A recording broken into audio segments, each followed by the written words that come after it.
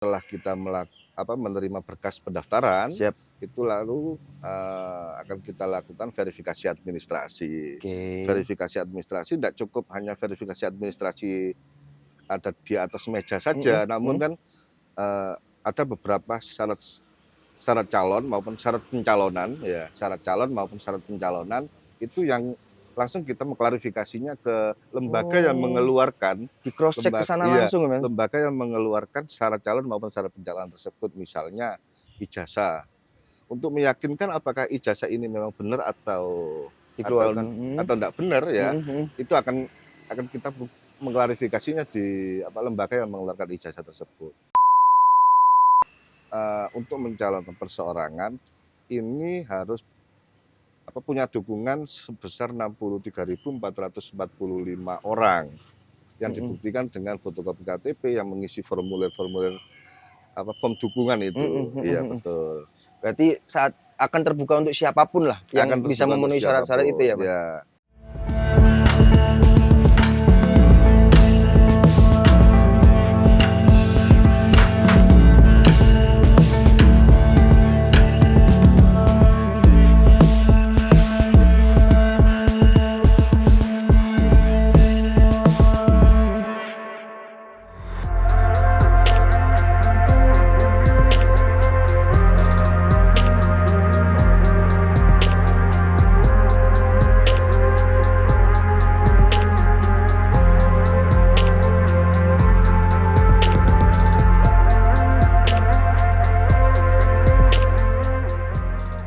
Assalamualaikum warahmatullahi wabarakatuh. Salam sejahtera bagi kita semua. Salam, Om Swastiastu, Namo Buddhaya, salam kebajikan.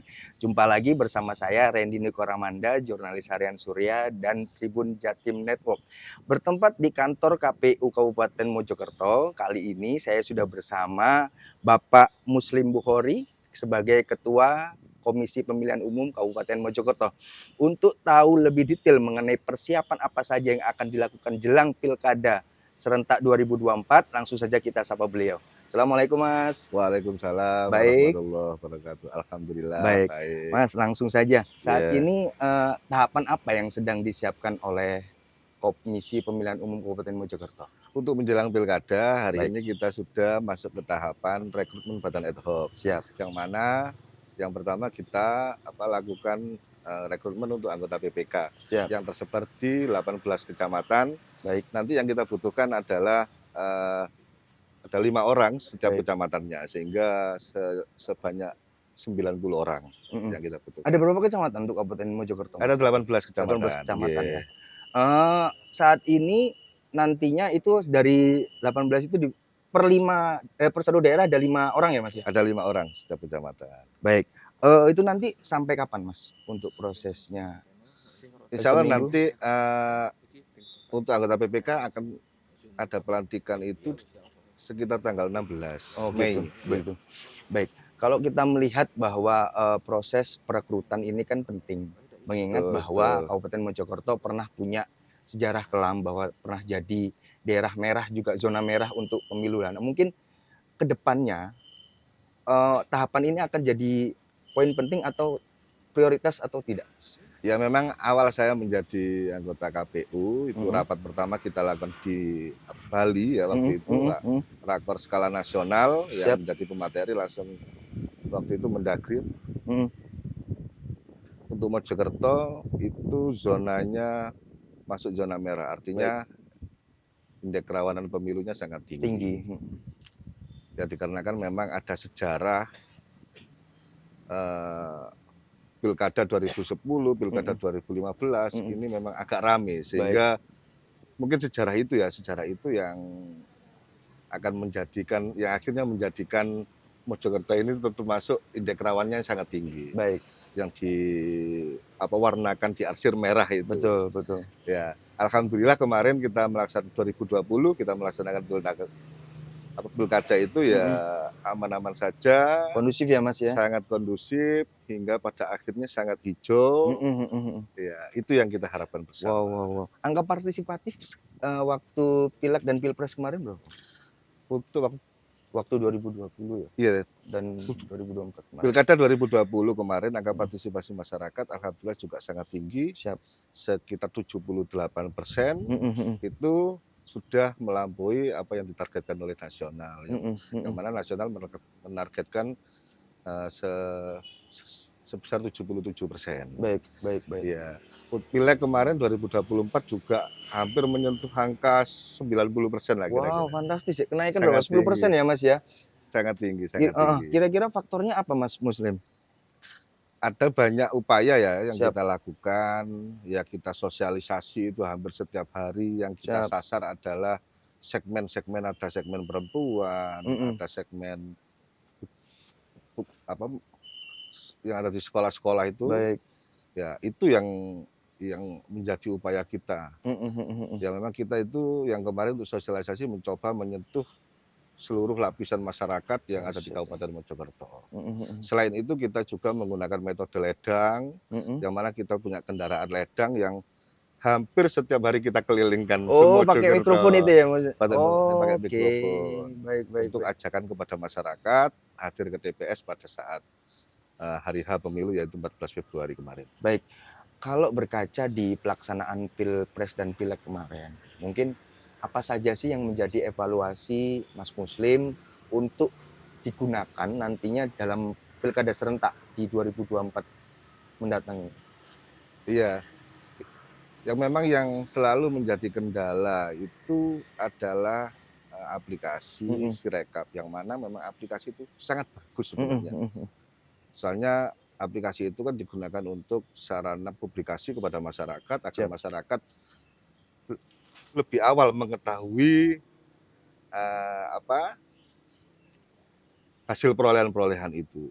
baik. Namun ya apa, waktu ketika hari H itu Mhm. pasti ini apa agak ngadat gitu loh Oh, iya iya aplikasinya, iya, sehingga ada kita juga error gitu ya? apa masih kesulitan Ya, untuk memberikan informasi kepada masyarakat secara luas. Ya ingin kita kan masyarakat semuanya sudah tahu mhm mhm. hasilnya lebih awal, yang sebagai peserta, sebagai pemilih juga agar lebih mengerti, lebih awal Mhm. menang tak kalah, Iya, sopo sing tak pilih dan siap sebagainya siap itu siap. kan yang ini, harapannya itu. Kalau kalau kita ngomong Sirekap itu kan berarti ada input data ya, Mas, ya. Nah, itu Iya, kan tentu prosesnya bertahap, berjenjang dari desa, dari TPS, desa kemudian naik naik naik. Nah, mungkin untuk mengantisipasi titik-titik kerawanan itu apa yang dilakukan oleh KPU Kabupaten Mojokerto? untuk menggunakan aplikasi Sirekap ini kan memang sebenarnya sangat mudah. Siap, Sirekap itu ada Sirekap mobile, ada Sirekap web. betul. Yang mana Sirekap mobile itu yang digunakan oleh anggota KPPS, yang Nggih, mana form C hasil besar ya, itu difoto menggunakan aplikasi tersebut, siap. yang nantinya hasil foto itu mengkonversi menjadi angka. Oke, Menjadi angka, hingga sampai di kecamatan rekapitulasi kita menggunakan aplikasi Sirekap web. baik. Itu nanti ya enak, apa melalui web info pemilu itu Mhm, masyarakat sudah bisa tahu mhm ini mhm mendapat berapa, ini mendapat berapa dan sebagainya. mhm. Harapannya seperti itu, sangat Jadi bagus masyarakat aplikasinya. langsung bisa mengecek datanya itu ya, Mas? Betul betul Baik baik baik. betul. Eee, kalau kita berkaca di selama gelaran pilkada, pesta demokrasi ini kan selalu ada, riuh-riuh kecil, dinamikanya kan selalu, baik itu kelengkapan persyaratan saat pendaftaran, kelengkapan Iya persyaratan calon, iya. ijazah palsu kek, mungkin yang sedang langkah antisipatif yang sedang dilakukan oleh KPU apa? Yang kemarin kita lakukan saja waktu Pilkada 2020, Mhm, setelah kita menerima berkas pendaftaran, siap, itu lalu, akan kita lakukan verifikasi administrasi. oke, Verifikasi administrasi tidak cukup hanya verifikasi administrasi ada di atas meja mhm saja, namun mhm, kan, ada beberapa syarat syarat calon maupun syarat pencalonan ya, syarat calon maupun syarat pencalonan, itu yang langsung kita mengklarifikasinya ke lembaga yang oh, mengeluarkan di cross check ke sana iya, langsung ya, Mas? lembaga yang mengeluarkan syarat calon maupun syarat pencalonan tersebut. Misalnya ijazah, untuk meyakinkan apakah ijazah ini memang benar atau Dikeluarkan, enggak benar ya, mhm mhm. itu akan kita mengklarifikasinya di lembaga yang mengeluarkan ijazah tersebut.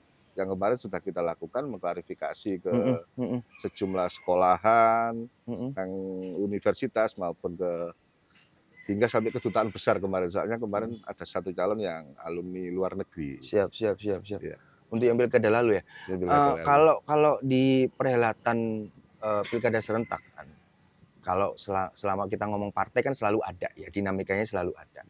Kalau saya pribadi pengen bahas mengenai perseorangan, independen, Iya, kansnya kayak gimana sih Mas untuk Kabupaten Mojokerto? iya.